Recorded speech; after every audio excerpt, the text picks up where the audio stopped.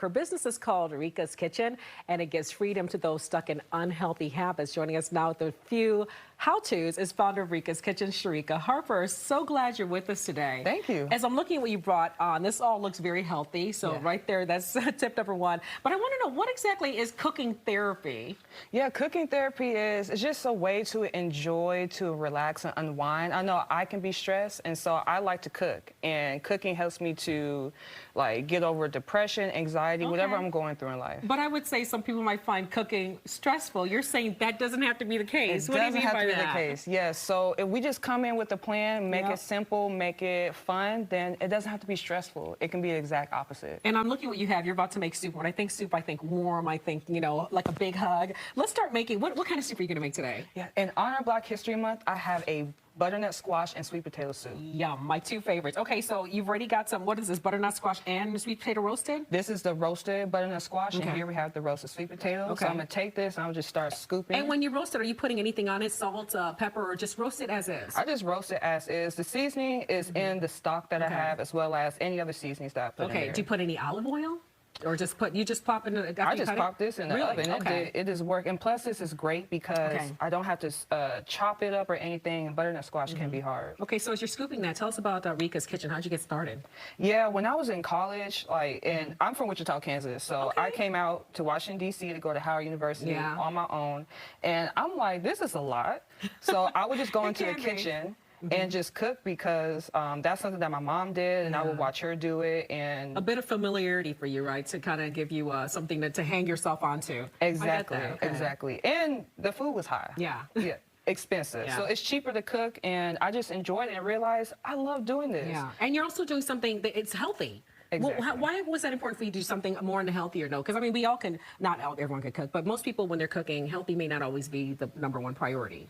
Yeah, so healthy is important because you want to be able to live, be able to enjoy the life that you have. Now, so imagine dishes is on the stove. This is cooking. You got like some onions in here, some garlic, some ginger. Some aromatics, right? Okay. Absolutely. Cooking that, you just added the roasted sweet potato and butternut squash. Now we're going to add coconut milk. Coconut milk. Now, why the coconut milk?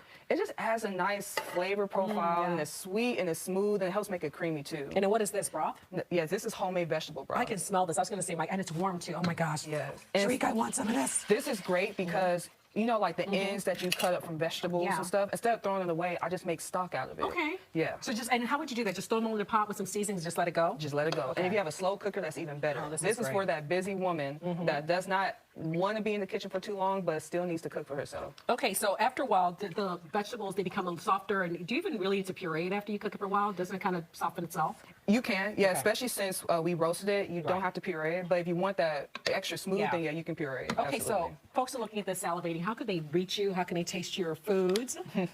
Well, you can follow me on all my social media handles. It's at Rika's Kitchen on YouTube, Instagram, and TikTok, and I have some exclusive events and content coming up. All right, I want to bring in Gwen Talbert here because Gwen was the one who first spotted you and said, we've got to have this lovely lady in our studio. And Gwen, were you able to taste her soup when you first saw her? I didn't. I actually met her at the TED Talk that I was doing. She was one of the vendors there, but I was excited because these are things that I think are really important for everyone to know. And I think the fact that you're talking about how making a space, we talked about the men having a safe space for Black and brown women to like kind of experiment. You know, cooking is not perfect. It's like art, right? Absolutely. Yeah. And it's just fun, and just being able to relax and go back to our roots. I think that's an important part. Important indeed. I had to show you all the final product of the soup because we didn't get to show it on the interview.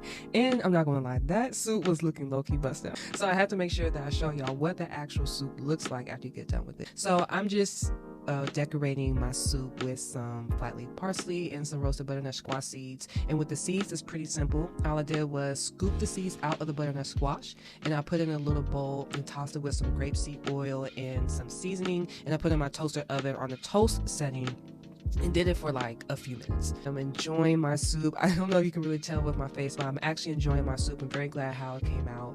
I will say that the vegetable stock that I made, it was a huge flavor component in the soup. So I added just a little bit of honey to my soup so that way I can make it a little bit sweeter, but I was just feeling more sweet. Thank you so much for coming to my YouTube channel. Make sure you like, share, and subscribe, and look out for more content.